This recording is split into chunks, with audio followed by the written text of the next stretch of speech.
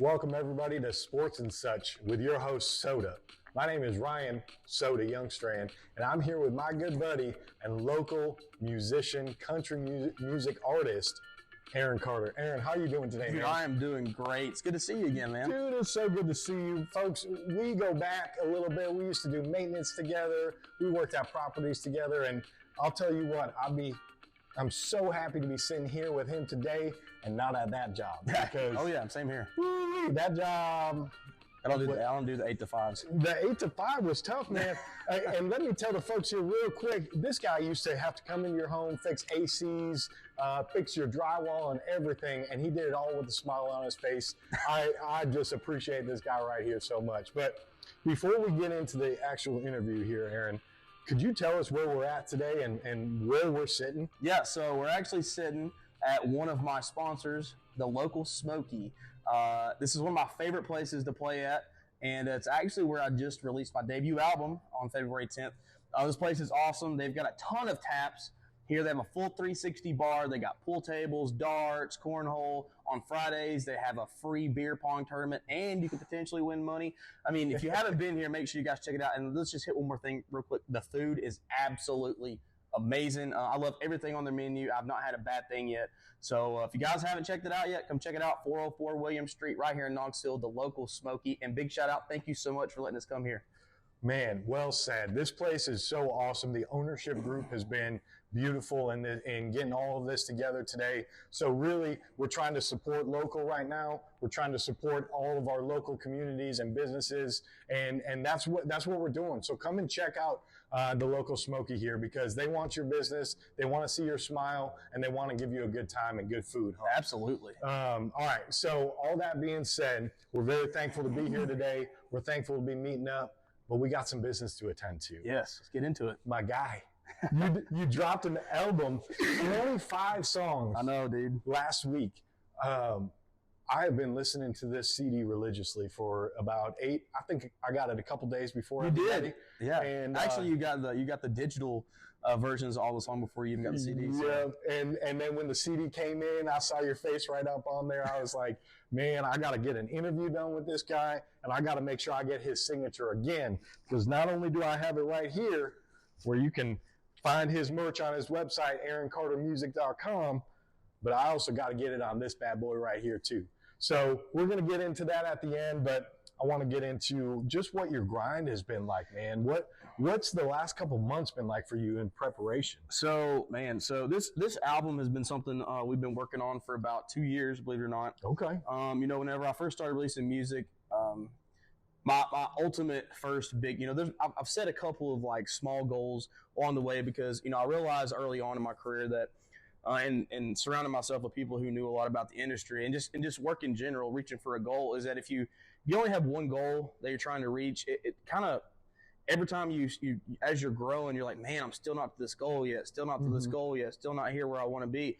But I realized that you have to set like small goals along the road to reach that big goal. Okay. And a lot of the goals for me was releasing my first single. Then it was releasing a couple of songs, and then it was releasing this and that and that, and then ultimately, one of my first big goals was to release an album, and here we are.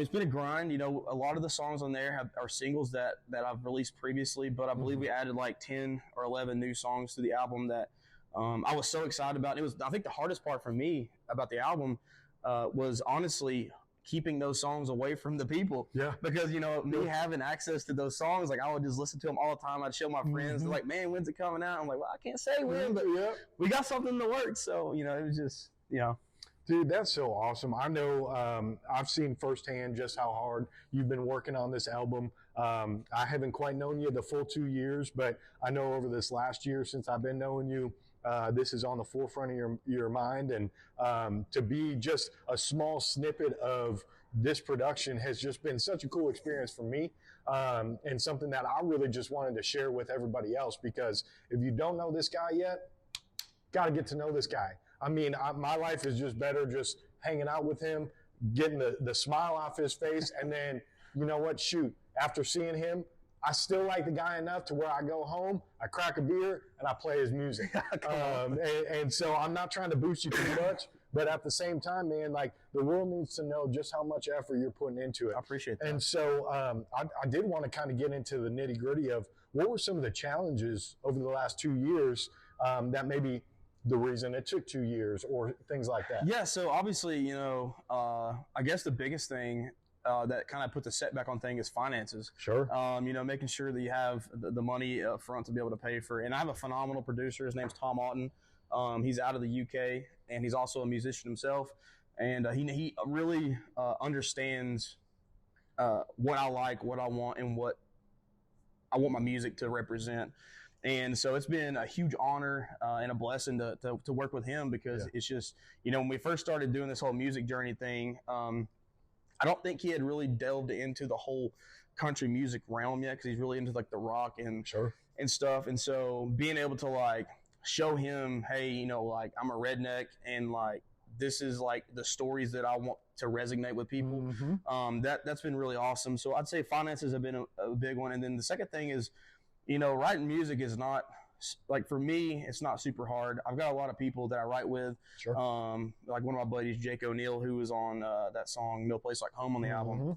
Me and him do a ton of writing together. Neely, we do a ton of writing together, and so writing and just getting the songs right and things like that, and then really just setting release dates out, man. It's like a huge science. Like releasing music is a science. It's not like, the amount of hours that you put into like really, there's like certain days that are better than others, certain times that are better than others. There's certain months, like January is one of the worst times to release an album, because people still in like the Christmas vibe and things like that. Right. And so, so there's a huge science behind it. So it's the reason it's taken me 2 years is because like I want to do it right. I don't want to just throw music out there and hope that people see it. Yeah. I want to be able to promote it and get it in front of the people who really, really love country music. Dude, that's beautiful, and that's another reason why I wanted to sit here and talk with you today and let the people see and have a better understanding of who you are as a musician, who you are as a person, the grind that you go through to give this wonderful product to us. These are all wonderful things, because I don't know if everybody knows, you don't just wake up one day and all of a sudden now you're famous. Yeah, no. And the struggle that you have to go through, you're working another job, you have relationships that you have to maintain, you have all the production sake that you're doing for this. I can imagine that it would take a long time. But what's so important about that is what you said, you wanted to get it right. Yep. And that's what I want these people who's ever listening today to understand is this guy he doesn't just throw something out the wall and say, I hope it sticks. This guy he sits down and he goes to work and he grinds it out and he figures out a way to where he can represent small town Tennessee, Rockwood, Tennessee, if I'm not mistaken. Yep, that's where I'm from. And he can really put them on the map. And he's doing that not by being a slob, not by being whatever. He's doing that because he's taken all of his steps to get to where he needs to go. Yeah. So that being said, I know that since it was 25 songs, it took a couple years to make. I know that there has to be a couple songs that mean a little bit more to you. So could you walk us through some that maybe a song that you were so excited to get on this record? Well, that's actually a really hard question for me, because there's so many songs on there that have an important meaning to me. But there's actually a few, and one of them you actually got to be a part of, and we'll talk about that in just a second. Mm-hmm. But I think one of the songs that really stood out to me, and sometimes especially if my dad comes to my show. My dad actually got to see me perform it live for the first time at my album release party, and I almost teared up a little bit. It's called Fifth Generation Redneck. Yep. And whenever I started writing the song, I sat down one day and I was kind of fiddling around on my guitar, and like I just kind of got this vibe like redneck, fifth generation redneck. And I actually wrote a note a couple of months ago, and all I put was fifth generation redneck. Mm-hmm. And I sat down one day and I was like, man, like that's really a good tagline. Like, how can I write a song about this? And so I called my dad up, and there's a place in Rockwood called Cover's Garage. Sure. And I found out that my grandpa, back in I want to say like the late 60s, maybe 70s, actually owned that place. And he used to it's called CNS Motors, do car sales and stuff out of there. Nice. And a lot of that place is original. Okay. And so I actually found my dad sent me some pictures of my grandpa Carter when he owned that place. They called him Red, and everybody said he was an asshole. So I guess it runs in the family. But I mean, just being in that place, and I got to talking to Jason about it and everything. So it was just really cool. So I think that really kind of started getting into fifth generation redneck. And then I started talking to my dad more. I was like, hey, because my grandpa moved car lots from there to another place in Rockwood, and he ended up selling it in I believe 1982, which is what it talks about in the song. And just really, that song really means so much because it really talks about my roots, man. Yeah. And this is my generations and generations and generations.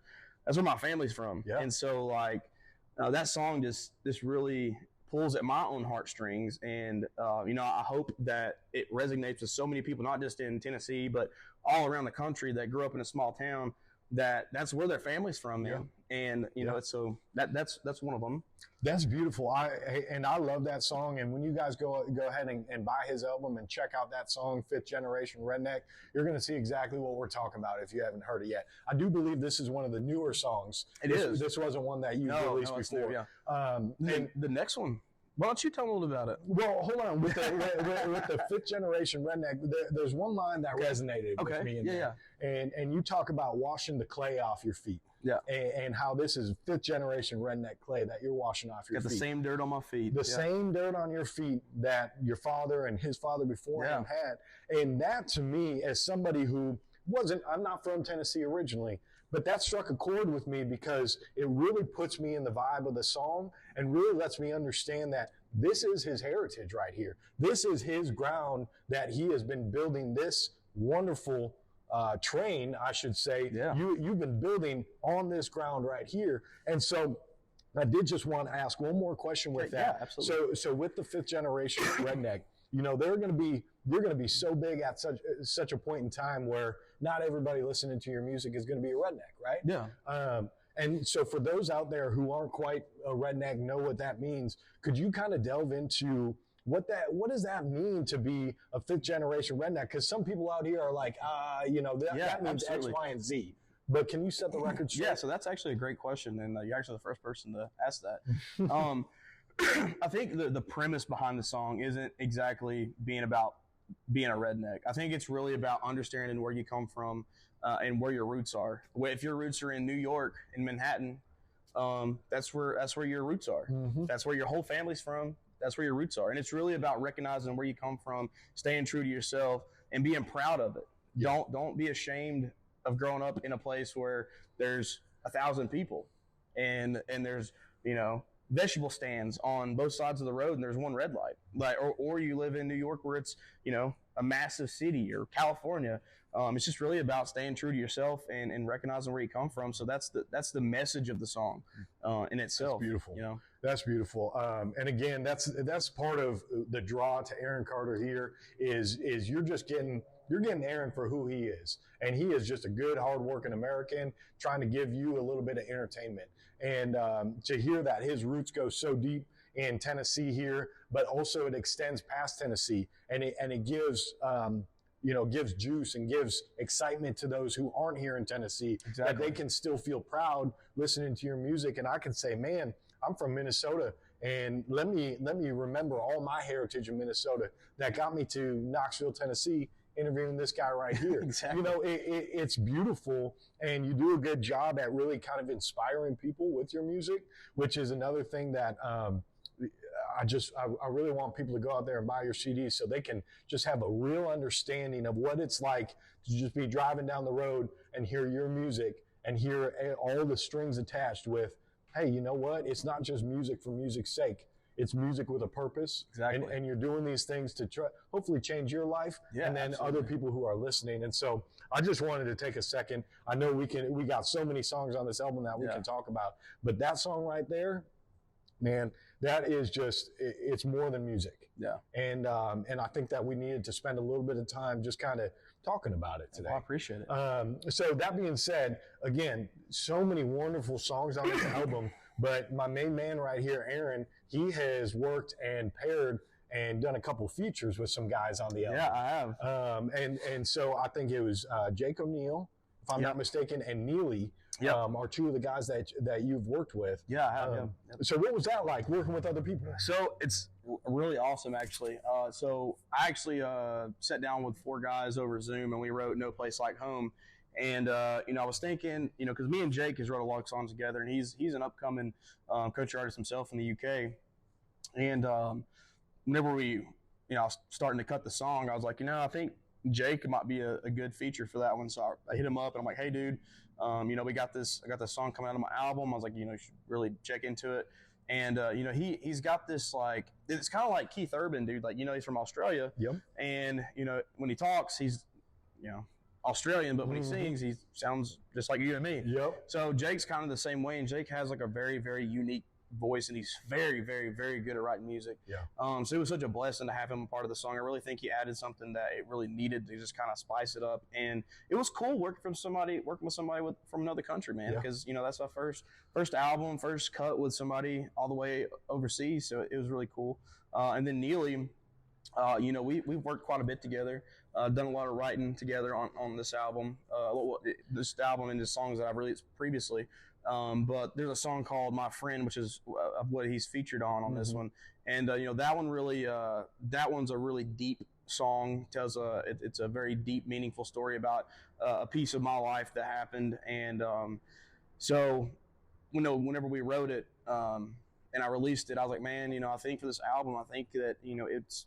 You should feature on this song because he kind of had some draw to it as well about the story behind it. So that's kind of where the features come from. And we were wanting to have a couple other features on there, but unfortunately those didn't work out. But I think the songs that we were going to have features on ended up turning out better without the features. So right on. I just want to take a second and kind of dive into exactly what you were saying there. So working with somebody from outside of the country it's a challenge. It's not like you're just meeting up with buddy you've known your whole life and you know exactly how you ebb and flow together. When you meet with somebody from a different country, you have to make sure that you're giving it proper respect to them. Oh, yeah. And you are working together in such a way where not everybody can work together, right? Exactly. You got to have a connection. You got to have some sort of meaning to where, hey, this is our goal together. Let's get there, and let's figure that out. And so I did just want to take a second and appreciate that, Jake O'Neill, and just all the work that he did for your CD, and probably how you've grown working with somebody. Oh, absolutely. We actually wrote a couple of songs. Pedal Down. Yep. We wrote together. 40 or 75. He was a part of writing. Real quick, Pedal Down. When you buy this CD, because I know everybody. Or you can buy it on iTunes digitally as well. If you don't want the CD. So. Okay. All right. For all those non baby boomers out there who want to go ahead and get it digitally, that's an option for you. And that's another thing about Aaron is he appeals to everybody. I have my mom she's a baby boomer out in Colorado. She can buy the CD easy as possible, and then we can get people all across the country digitally. But just speaking on that real quick, and you had spoken with, or you were talking about Neely. Neely, I've heard once or twice with you before, right? Yeah. Neely is somebody who, I've noticed when you guys create a dynamic, it's hard not to listen.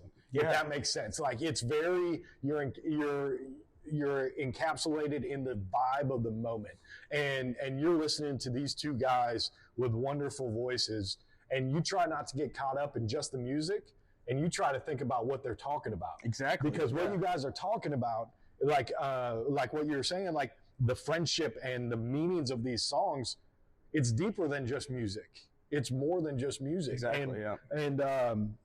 And you mentioned that I was able to help you out with one of the songs. Yeah. So this old bastard right here, he was able to get me on.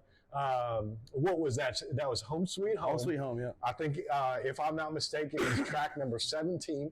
I've already listened to it a couple, 2-3 times myself. But that song was so cool because I remember we were talking about this. You have this song going, and you're like, "Hey, buddy, I need somebody who can give me a call from a Tennessee Volunteers game." Yeah. And I mean, right up my alley. As soon as he asked me, I was like, Oh my goodness, you want me? Well, a little bit of backstory behind that though. So we were working at the apartments, and we were getting to know each other. He showed me some stuff that he did on for like radio commercials and stuff. Yep. And so I was actually drinking one night, and because I had reached out to a couple people, and one of the biggest things, like, man, I was worried about like copyrights Yep. for the album, and so I reached out to my producer, reached out to Jeremy, and I was like, man, how can I have this piece in here and make it kind of unique?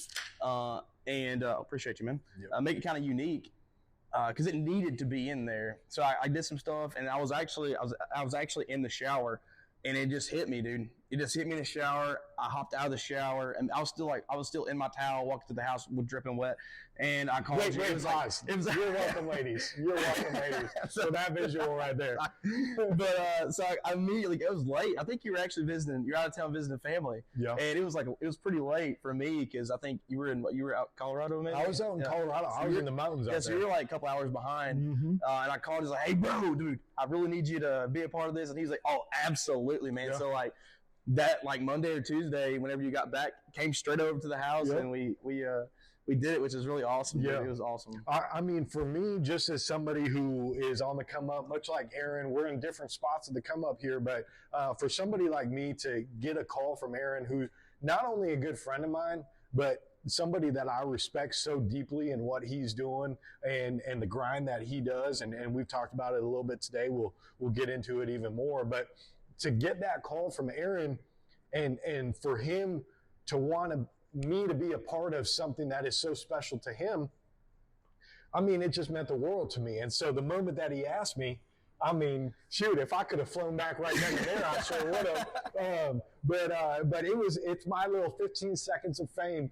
And essentially what it was is we needed a call from when the Tennessee Volunteers, whom you're a big fan of. Big fan. And we could get into a little bit of the sports talk, of course, with sports and such with soda here. But, he wanted a call from the Tennessee Volunteer versus Alabama game when they won by a field goal. Yeah. And I was like, you know what, man, this is it. This is right up my alley. I would love to do this. And then so when we got together and we went into your studio, for me, it was like I almost had to take a second and take a deep breath because I'm doing something that is almost a dream for me. Yeah. And doing something sports related, doing something with a guy who is just so talented, a local, beautiful musician here. That was cool for me. So if you guys get a chance, Home Sweet Home, when you guys buy this album right here, Home Sweet Home, track number 17, I think it's about 2 minutes on the dot. Yeah. Into the actual song. You'll hear me for about 10 seconds in there. Yeah. And, it's good, dude. But the way that you guys did that, I didn't know exactly how everything was going to go because you had posed this to me. You said, hey, if you can make this clip for me, that would be really helpful. It would really help this song. And I was like, all right, cool. Yeah, absolutely. Let me do this for you. But then when you and your producer were able to mix it down and put it together, it was just so much cooler than what I would have expected. Yeah, the post-production on it was awesome. He went in and added like those like audio, the announcer effects and everything. Whenever he sent it to me, I was like, man, the day that I got it, the moment he sent it to me, I immediately sent it to you. I was like, bro, you got to hear this. Yep. And just the tag team of what they got, and it just goes to show you just how good of a connection he and his producer have. Because not everybody, I've done this now for a little bit, you don't always get a producer that you can agree with or you can see eye to eye with. And for you guys to be able to come together and create this beautiful song, I mean, you created 25 of them. Yeah. But this song in particular obviously has a little special spot in my heart that I turn up just a little bit extra louder when I'm riding down that road there. It was just so cool to be a part of and kind of see the raw moment that we created, and then the after. Absolutely, dude. Yeah. And so that was really cool. So I did want to kind of get into, are you working on any new projects? Because this, the people need more Aaron Carter. Yeah. So, obviously, it's taken me 2 years to release this album. So I'm kind of taking a moment to take a little breather. And obviously, we're still writing, still stuff like that, but just got to take a breather, step back, let everybody get their full dose of this entire album. really spend a few months on it. And, immediately as soon as I released it, the day that I released it, I was already in the back of my mind, what's next? Yep. And, I think what's coming next is probably going to be a few surprise singles. And then, one of the things that I've been wanting to do for a while is these things called the live sessions, where it's like raw audio, acoustic guitar, not really super mixed, just raw me, and maybe my lead guitar player in there. But because I've had a lot of people ask, man, like, we want something like raw. And so that's something else that I've been working on. It's called the live sessions. And we're looking at doing a volume 1 and a volume 2. But I'm already looking in the future, man. Like, when's the next album? And that's something that I can't get super deep into right now, but it's something that we're definitely looking into, and something that we're certainly working on for sure. Because after you have your first one, you gotta have more. You gotta have more albums. You only get one album debut, and I've made that debut, and so now everything from here is just going to be an album. And if I'm not mistaken, your album debut dropped right here in this very building. On this stage. On this stage, right here where we're filming this. Me and my full band was right here. Man, that is so cool. So I did kind of want to speak about that. Just your constant mentality of, I want to do more. I want to get the best out of myself, and I got so much work to do. For us as viewers, selfishly, we love that. Because we're like, Aaron, give us more. But I know that having a couple jobs and having a passion, and then also working day to day, Monday through Friday, and things like that, it wears on the soul. It wears mentally. So for you, if you could kind of just take me into a deep dive of what it's like to have this balance, and what helps you keep this balance? That's a great question. Like we kind of talked about earlier over lunch, like scheduling and planning out your life has become something that I used to never do. I was the worst. I was always somebody who was last minute on everything, whether it be papers in college, whatever it is, like just two of us.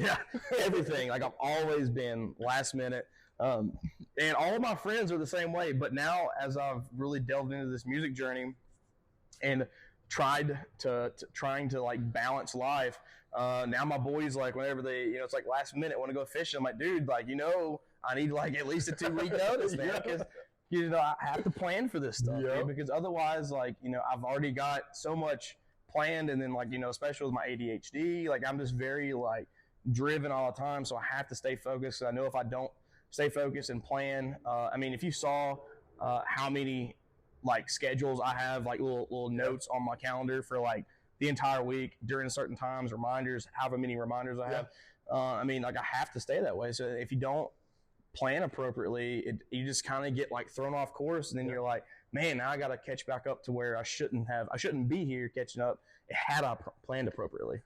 Yeah, that's so well said. As somebody who their whole life has dealt with ADHD, let's maybe dive into that for a second. Absolutely. Just because it's a very real thing, especially with today's day and age that we live in. ADHD, attention deficit hyperactive disorder. Some people have the ADD, where it's just attention deficit disorder. Some have the H in there. And so, you can go online and kind of delve into what the difference is between the two. But I'm like you, where I was born and raised with ADHD. And in order for me to succeed in life, I have to have a plan, where my brain doesn't want to have a plan, because it just wants to think about all of the things at once. And so in order for you to be an artist, create all these beautiful things, pay your rent, do all the things that you need to do as a man, have your relationships, the ADHD side, and the people who deal with that, who I'm sure there are probably going to be a couple of people out there listening who are dealing with such a thing. The schedules are huge. And I remember when we got together for lunch today, actually, we were just talking about life, and we were talking about what it's like being in this industry, and, as we're both growing. And you were telling me just about how many schedules you have. For you, was that a all right, I need to buckle up and start getting calendars going? Or was it a natural transition? For all those out there who struggle with this and are trying to get somewhere in life, but they have this burden. Yeah, so I think obviously, having ADHD, a little bit to that is, especially late at night when I'm laying in bed, like I've got thousands of thoughts running through my head. Yep. So like, I'll be like, okay, so here, I'll be laying in bed and something will pop in my head. I need to do this tomorrow. Immediately, I'll either get out of bed or get on my phone, mark it on my calendar. Because I know if I don't, I'm afraid that I'll forget. Yep. Because I know that it's something that's super, super important to me at that moment that I know that I need to do tomorrow. But schedule it was more or less like as I've got into the music industry, it's been a pretty easy transition for me, I would say. Sure. Just because I've realized that not just having ADHD, but just in general with all of the things that I've got going on, it makes my life so much easier if I can plan. Yep. And I hate being last minute because I feel so rushed. And that's about same thing with the music is I don't ever want to rush anything. Yeah. And being able to kind of calmly enter a situation and be like, okay, so I have this much time to get this done. Same thing with showing up to shows way too early. Yep. Because a lot of people will show up an hour before their show, but I get there 3 hours because it's important for me to get there early because I got to make sure what if something happens. Mm-hmm. My mind's already thinking these things what if this speaker doesn't work? What if this doesn't work? What if that doesn't work? What if this? And so it's always it's just been something that's been a normal transition for me, but it's really helped me just in life in general, being able to look ahead as to what could and how can I be prepared for that. That's so cool, man. I really appreciate you taking time to talk about that because I know that there are a lot of people that struggle with this out there. And it's important for me with the platform that we have to bring light to that. And anybody who else struggles with that, absolutely, to see what it's like to chase your dreams and still deal with that kind of on the side there. Well, not really on the side. It's always there. Yeah, it's all the third job pretty much. Yeah. But I'm right there with you where sometimes you just lay in bed and you got 25 different things on your mind. And that's what, again, I wanted to draw attention to so all the viewers out there or all the listeners out there can realize just how much effort, time, energy, and effort that this guy right here and his, other people in his group put into making this 25 song album. It is just, it's immaculate. It's beautiful for somebody like me to imagine what it would be like for 2 years to have a goal and to finally get to that goal. It just makes people like me proud of you because it is just, it's a hurdle that not everybody deals with, but those who deal with, they deal with it. Absolutely. And it's a part of their life all the time. And so ADHD, as we're talking about it, I'm sure we could go down a couple different tangents, talking about X, Y, or Z. But I do have a couple more questions before we kind of let the ADHD take over. Yeah. But one question I had in particular for you, as somebody who, you're local, you're born and bred here in Rockwood, Tennessee. You got fifth generation dirt on your feet still that you're walking or, you're washing off all the time. Who would you, of all the people that you've ever listened to, dead or alive, who would you love to perform with? Oh, man. That's a tough question. That's like asking a country artist who their favorite country singer is. Believe it or not, I think I would have to go with Elvis Presley. Wonderful. Oh my God, unpack that for us. I love Elvis. I love his journey. I love his music. I love his enthusiasm. I love what he did. And a lot of I think somebody else had asked me this question, and I got this big weird look Elvis. Why not Elvis? Yeah, why not Elvis? The king of rock and roll, man. Come on now. And absolutely. I would have to go with Elvis, man, because I feel like I feel like me and Elvis would get along so well. You know, I heard he shot his TV out, you know, getting angry. Yeah. And so, you know, Yeah. I mean, like, I hate technology. I really do. So I feel you. But yeah, Elvis Presley, man. So, all right, that's awesome. Was not expecting Elvis today. I'll be honest with you. I was expecting maybe a George Strait or a Hank or Waylon. Yeah, Waylon Jennings. All these, you know, which are all wonderful, incredibly talented artists. But Elvis Presley, man. So let me delve into that a little bit because the other thing that you need to know about Aaron Carter is Aaron Carter, he's got style. Now, some people would say the style is not, you know, what they expect. It's your redneck style. But this guy, he's going to be having the cut off sleeves for you. He's going to be rocking the mullet. Absolutely. And so Elvis, who also another person of style, did he give you a little bit of like, did you look up to him? Because obviously y'all styles are different. Yeah. But you have that bravado, and you have, when you step on the stage, you have that stage presence. Yeah. And you're like, man, and you start singing fifth generation redneck, and you're like, yep, this is it right here. So tell us a little bit about that. I mean, and obviously, no sleeve style. Yeah. Well, obviously, I didn't pull anything from Elvis as far as my style goes. Although that would be pretty cool. See Elvis in some cutoffs. Yeah, I always thought about that. In the movie that they had, I thought I was going to see Elvis with no sleeves at some point. But I think the biggest like inspirations that I've drawn from him is his energy, man. Yeah. Like, and the way he can work a crowd. Yeah.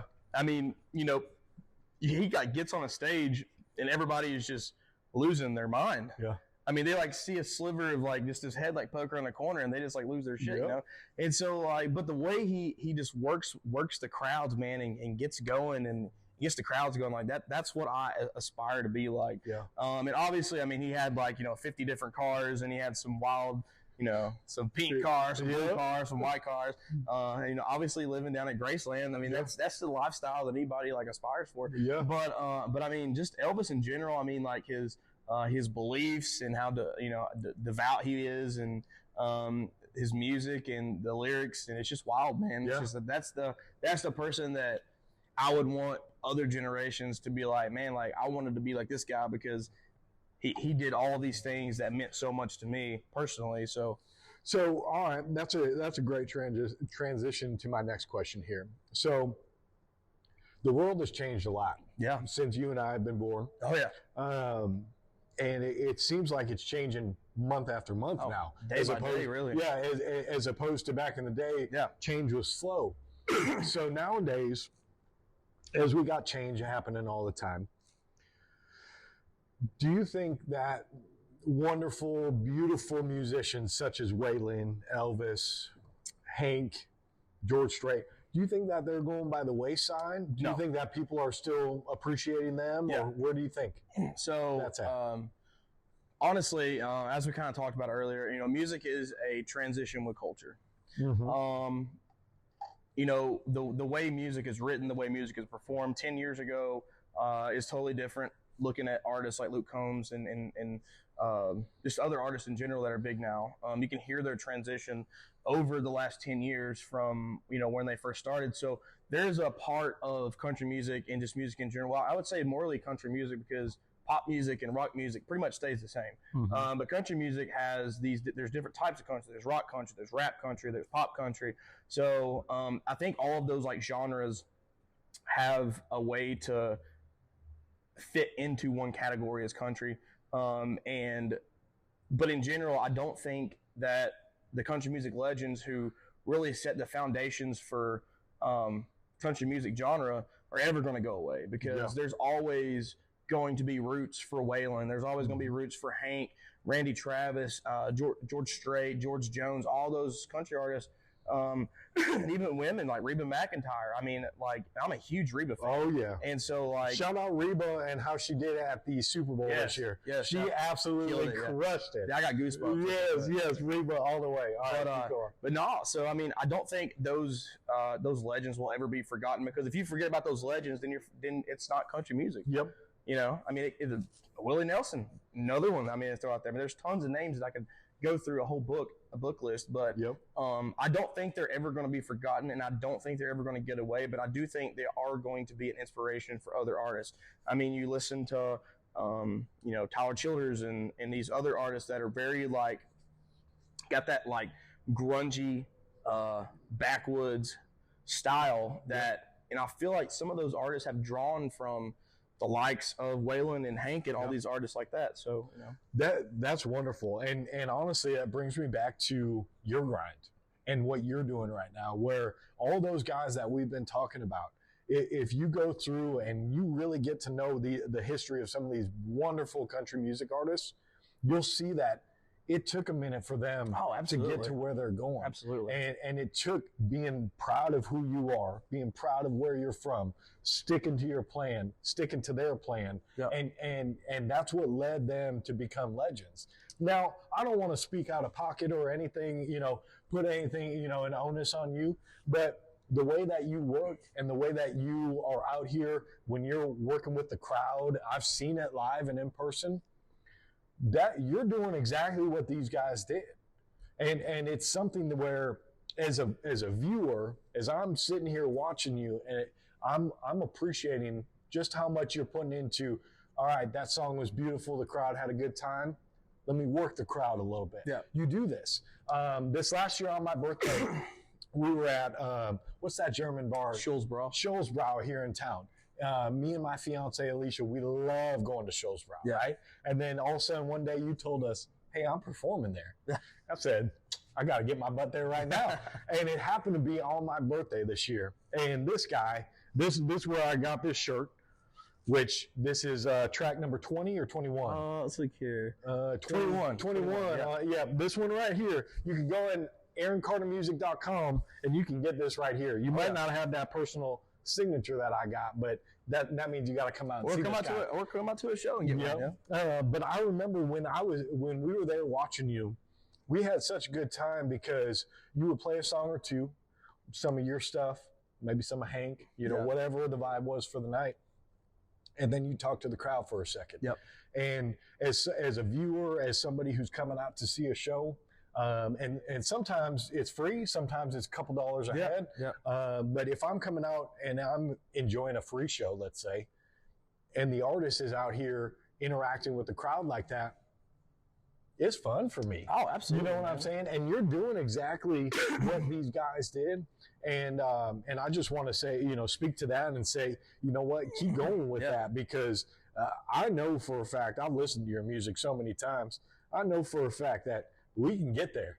It's just a matter of everybody else realizing, just how much of a special talent you are. Well, honestly, kind of going back to what you said about working the crowd. So that's been something that I'm continuously working on. It's not something that is perfect yet for me.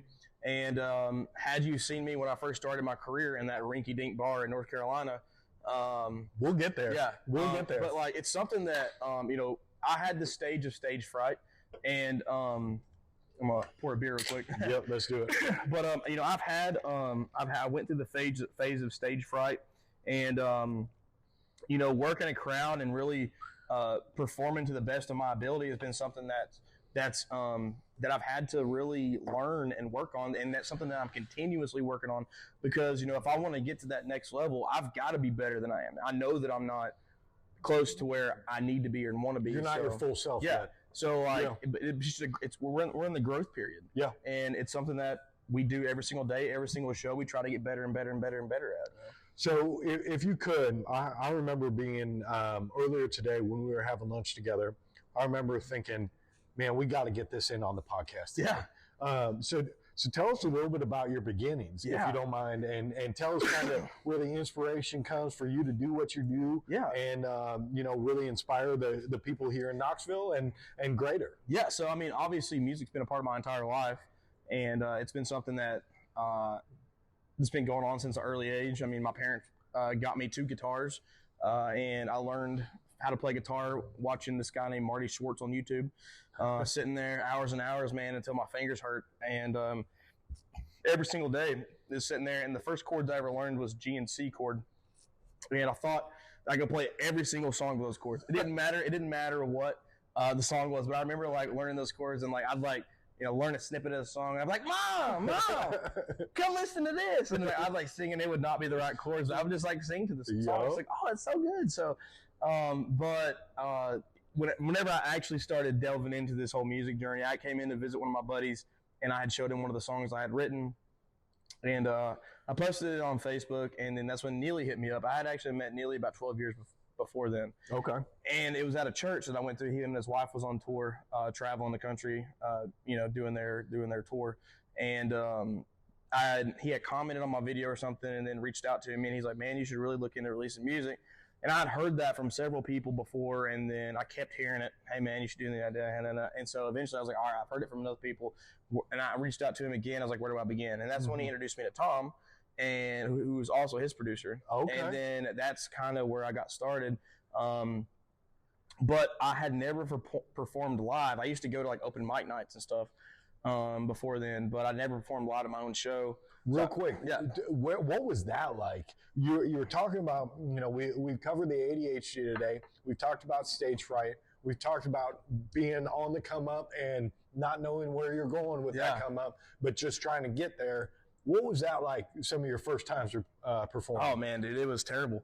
It was terrible. I mean, I put on a great show. I made a lot of tips and stuff, but, like, for me, dude, like, so one of the things that I did, I was so bad with stage fright, man. Like, I don't know why. Like, I guess, like, I mean, I had been in front of people before, like, at open mics and stuff, but it was different because it was my own show. My first ever booked show. I think it was like $70 they paid me, or something like that, $75 or something like that. And, man, the stage fright was awful. And every time, like, I went to this phase where I was like I would like play a song, and I would like mess up mid song, and I'd be like, oh, let me start back over. And so I would do that all the time at my shows, and eventually, like, that was part of the stage fright phase, and that's something that every musician goes through. Okay. My buddy Whiskey's been through it.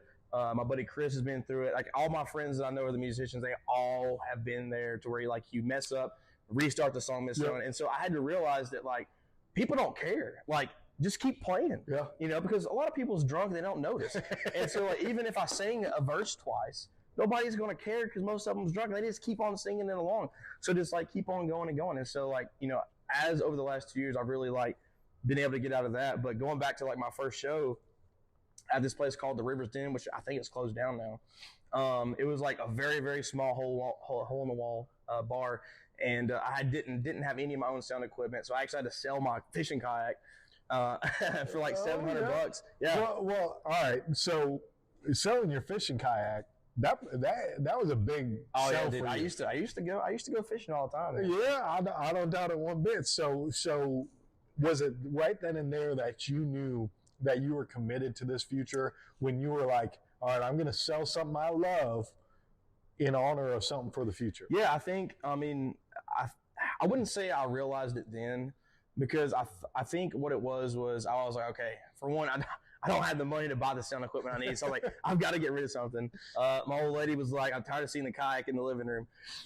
So that was kind of part of it. But I think the third thing is I don't think I realized that I wanted to do this full time until like I went in for my first radio interview right after that show, pretty much, and that's what I was getting at. Is, I sold my kayak. I bought this like $500 sound equipment from Sweetwater. By the way, they had the best customer service. But I bought this like small system, and I performed my first show with it. And then about like a week and a half, 2 weeks later was when I got a phone call from the Maverick in North Carolina. Like, man, we love this song, this town. Yep. Do you want to come in for an interview? And at this time, I was still going through the stage fright stage, man. They were like, I was like, well, I don't know. So they called me, and I was like, yeah, can I call you back? And so I called Jeremy up, and I was like, bro, this radio station asked me to come in for an interview. I told him I'd call him back. He said, you told him what? I was like, I didn't know what to tell him, dude. And so he was like, tell him yes. So I hung up with him. I called him back. I was like, yeah, I'll do it. And they're like, you want to do it live or record? I said, hold on, let me call you back. I called him back. I said, do you want to do it live or record? And he said, do it live. I'm like, oh, dude, I don't know if I can do it live. And so I called him back. I'm like, let's just do it live. And so I went in there. It was like 8 o'clock in the morning, dude. And I got in there, and like, with ADHD, your legs are like, right now, like something, man, something. Like, it was almost like a bass drum kick off that daggum chair in the studio. Dude, I played live on the radio, and I'm pretty sure, like, I introduced myself and then thanked myself on the radio. Listen, I've done that before too, where it's like I went back and I listened to what I had said, and I was like, that's incoherent. It makes no sense. What am I doing out here? Oh, dude, I'm pretty sure I at least answered my own questions like a couple of times when I talked to myself. I don't know. But dude, it was a great time. And so, but I think at that point, whenever I did my radio interview, and then I heard my song first time live on the radio. What was that like? Dude, oh my gosh. So hearing it on the radio was absolutely, like, it's nuts, man. Like, like just looking at the radio, and then it says, you know, the Maverick, and then it shows the song name, and it shows the artist name, and I mean, it literally just, I was lost for words. Yeah. I didn't know what to say because I'd never, like, everybody dreams of this moment, like, their entire life, and it's not like a huge radio station like Livick, but they cover a huge area in North Carolina. So I was, like, very, very, very thankful for it. Yeah. And it literally made a moment that I'll never forget. I mean, it was just, I can't even explain how it feels. So, all right, that's fine that you can't explain it, because I think for the most of us who are listening to you talk about this, we can put ourselves in that situation. Maybe it's not music, maybe it's, you know, something that they do for a living that they just for the first time want recognition or recollection. Yeah. And they're just really excited for that moment. Yeah. But for you, that moment happened. But this is just the beginning.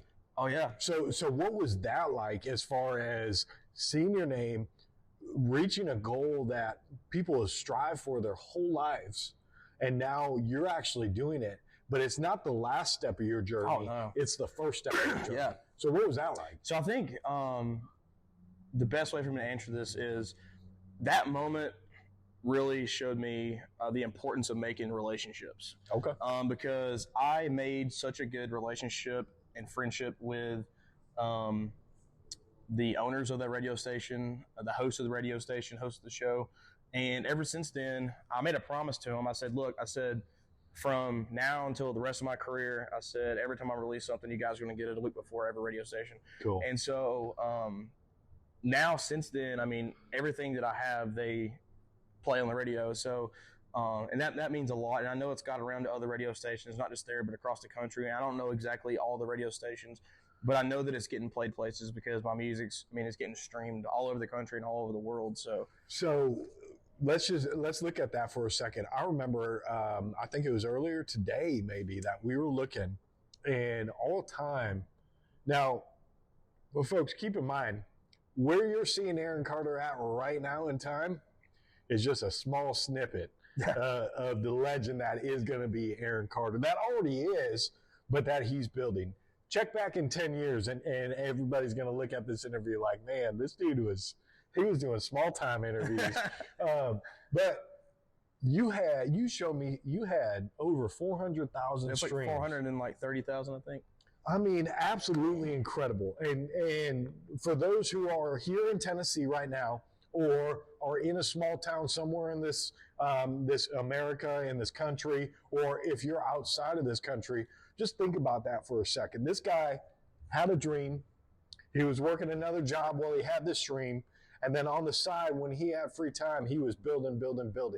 To now, we're still on the beginning stages of your come up here. And you already have 430,000 people. That's just on the album. That's just on the album. Yeah. How does it, for somebody like myself who those numbers are just, they're manny to me. They're like, whoa, that doesn't even make sense. Yeah. What is that like from the humble beginnings that you've talked about with being a fifth generation redneck, coming with your, playing outside with sticks and mud and having a good time and just making that a good time, to now here we are, you got over 430,000 viewing just this album. How do you stay humble?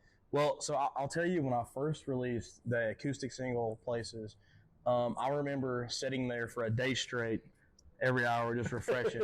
And when I hit 100 streams, I about lost my mind. Yeah. And every single release, I spend like the first 3 days even now, dude, just refresh. And then it slowly went from like 50 to 100, and then 1,000, then 2,000, then 5,000, then 10,000. And then it just grows and grows and grows. And now, like, just on Spotify, that song Moment I've been waiting for is almost at 100,000. And it's crazy. Like, whenever I got my Spotify Wrapped as an artist, whenever I saw that there was like over 220,000 people that had streamed my music, and like my top countries were like the United States, Australia, Canada, the UK, Guyana. Okay. And I mean, in places, I mean, China, Japan was in my top 10.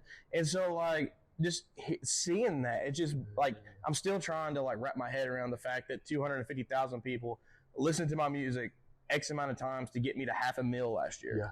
And so, like, it's something that it's hard for me to explain, but it's something that there's always a first, man. There's always a first 500,000. There's always a first 1,000, first 100. It's like everything that I hit, it's like it's a first for me, and like it means so much, so much, because I know that I wouldn't be here and be where I'm at in my career had it not be for the people that come out to my shows, the people who support me, my fans, my sponsors, people like you that have me on podcasts and stuff. So like it takes all of these people to make one moment for me happen, so I can enjoy it. But I know that all of these people enjoy it with me. Yeah. They see how happy I am. And that is something that I'm listening to you talk, and I'm having a great time just kind of trying to put myself in Aaron's shoes, what it's like to have this kind of success and know that this success is great, but it's just the jumping off point. I'm trying to put myself in your shoes, and I feel that, and it's beautiful. But at the same time, dude, you're doing this thing. No, man, you're doing this thing. We're trying to get there. And do you ever take a second and just kind of take a deep breath and say, "Wow, to get to from where I've been to here now, yeah, it's just a small blip in the radar, but golly, you've made waves already." Now, I think the answer to that is no. Yeah. I don't ever take a second because, and people have to remind me to do that because I'm so driven and I'm just like go 24/7 that I don't think that I've ever sat and appreciated how far I've came, because I feel like I need to do more. Sure.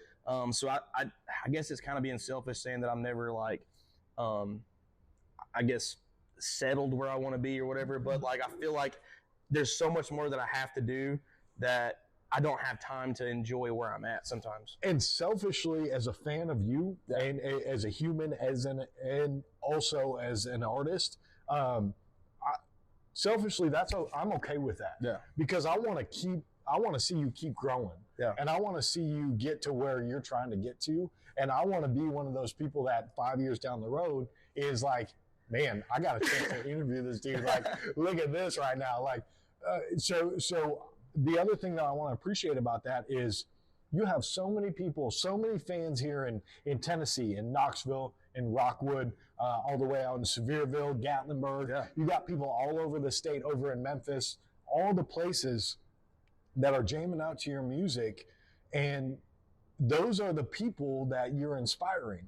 And so for them to hear that, yeah, you're excited about where you're here and now, but you got your eyes set bigger, we're all coming with you. Absolutely. You know what I'm saying? And that, and it goes back, and I hate to beat a dead horse, but it goes back to that 5th generation redneck where he's standing up for the people who work hard, work 2 jobs, who have to grind. They work their Monday through Friday job, and then they're on this stage on the weekend, and they're grinding out, and then they're in the production booth. Yep, exactly. And they're creating all these different songs.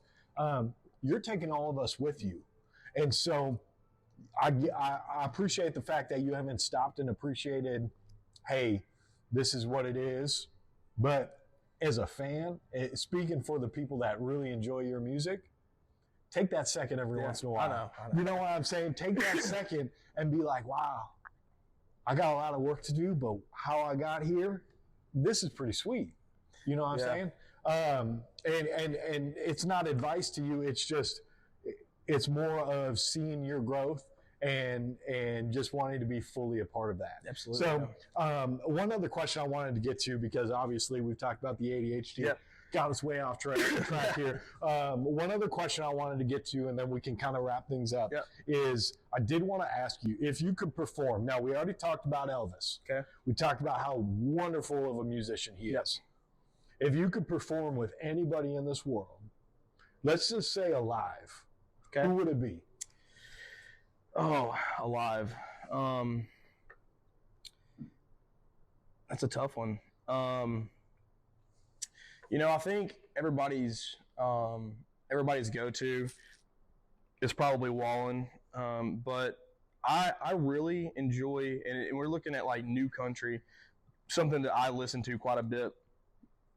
I think Hardy would be somebody that I would want to do a show with, because he's just got that FU mentality on the stage. Yep. And he just gets rowdy, and that's the kind of thing that I want to surround That's myself with. the no sleeves, and we're here to jam out. And I think between Hardy and Brantley Gilbert, I think those are like the two that I would really like just love to throw down with at a show, just because they're so wild, and that's the kind of crowd and the kind of mentality that I want to go for. So what's so beautiful about the music that you're putting out, Aaron, is you have some songs where it's just nice country music that you're listening to, that on 9 o'clock on a Sunday evening out there in South Carolina on a beach or on a cove, I can just be listening to your music, drinking a beer, having a great time. Yeah. And then you got a couple of these songs where it's like, what's the song? Pedal Down? Yeah. You got Pedal Down to where if I'm driving a car right now, all I want to do is speed and say, hey, how fast can this Honda Accord get me? Because I need to get to where I'm going, because this song is jacking me up. So last question that I get into, in terms of you being eclectic, which is a word I would use for you. It's not just country, same song every time, everything sounds the same. It's country with, he's got features on there. He's got other people that sound a little bit different than him. He's got songs that are rowdy. He's got songs that are chill. To create this mess, do you think that, let's say ADHD, do you think that has a little bit to do with it? Of just kind of seeing your spectrum, or do you think it's something else? I think it might have some to do with it, but I think the idea behind the album was that we wanted something that at least somebody could enjoy from each piece of genre that they like, whether it's melt your face off, screaming in your ear, singing rock song country, to something chill vibe on the beach, to like something that's like depressing but meaningful, that has a story behind it, a love song, like a wedding song, whatever it may be. Like whenever we did this album, I was like, how can I do this strategically to where I know for a fact that every person from any genre can at least like one song on my album. Yeah. So that was kind of the drive behind doing different things to the album. Yeah. All right. Well, folks, we really appreciate you just listening to us, watching us today. Thanks for having me. Thank you for coming on the show. I know that this is going to be a watermark moment for me as Soda. Ryan Youngstrand, as I'm on my come up, to be able to sit here next to Aaron Carter. I got so much respect for you and what you're doing out here. Appreciate it, brother. Your talent is just amazing. He's just an awesome guy to come and see him perform. If you're seeing Aaron Carter perform, you're probably having a good time, getting a little buzz on, a little bit drunk, and then there's going to be some merchandise to buy again. Yeah. Look at this shirt right here. This shirt says, "Toss me a beer." When I'm out with my fiance on Saturday and we're at Kroger and we're shopping and I rock this shirt, I've had people come up to me and be like, listen, if I had a beer right now, I'd toss you one just because of this shirt. So that also goes to speak about how good his merchandise is. If you guys want to drip yourself out in that, he has many options. He's got a couple hats, stickers, koozies. Yep. We actually got some new merch in. I think we're going to roll out a new batch here soon. We got a brand new sweater that just came in too. So and if I'm not mistaken, your logo has the state of Tennessee. Yeah, my signature. And then your signature. And then a beer right where I live. Golly, right where I'm from. I mean, if you can't appreciate that, you know what? You shouldn't be listening, because that is just that's beautiful. That's him to his core. That's his roots, and that's somebody that, as a follower of talented people, I want to be a part of. And so we can check that out on AaronCarterMusic.com, right? Or come out to a show.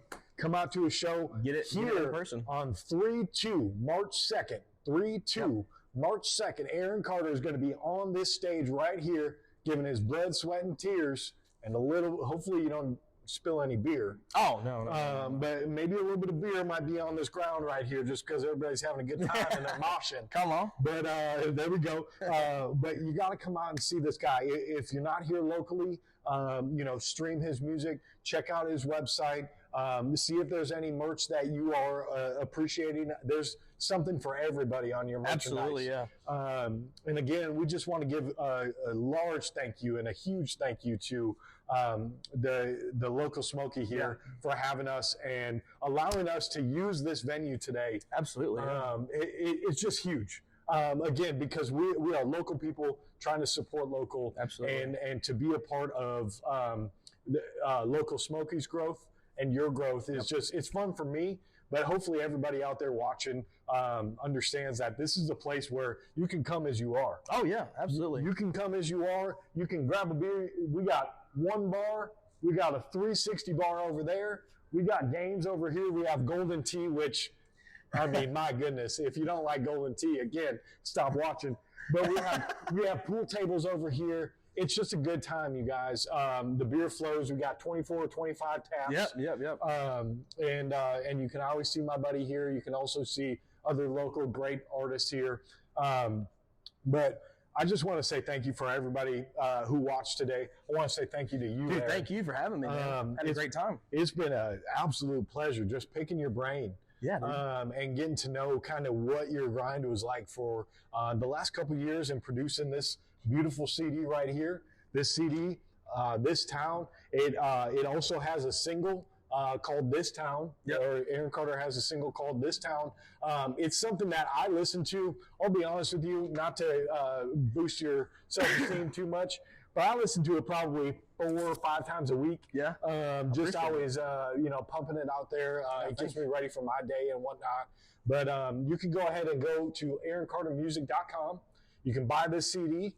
You can buy his merchandise. You can figure out when he's performing at different places all around town. Got an events page on there. Make sure you follow me on Facebook, Aaron Carter Music, and then I got Instagram, Carter Music Official. Beautiful. Social media is where you'll find me the most information about me. So this guy's grinding, you guys, and I'm here for it. I'm here to support him. I can't wait to see where this journey takes you. Because I know it's gonna be some bright lights in your future. Well, dude, you too and your show, man. I'm excited to see some of these sports talks coming up. I appreciate that. And with that transition, if you guys want to check out Sports and Such with Soda, I'll be rocking a brand new show here coming soon. You can check me out. I'll be doing weekly shows for you guys. You can check me out on Twitter at Ryan Youngstrand. I also have a media page. It's called Ryan Youngstrand Media at WordPress.com, and the interview that we did here today is going to be on that forum as well as AaronCarterMusic.com. Absolutely. So that being said, I need to stop talking because it's time for me to really get to start beer drinking right now. Good, man. So I don't know about you guys, but I got a shirt that says "Toss me a beer," and you made a song that says I do have one. So what you think, production assistant? Let's get a beer. Toss me a beer. Well, cheers, brothers, my friend.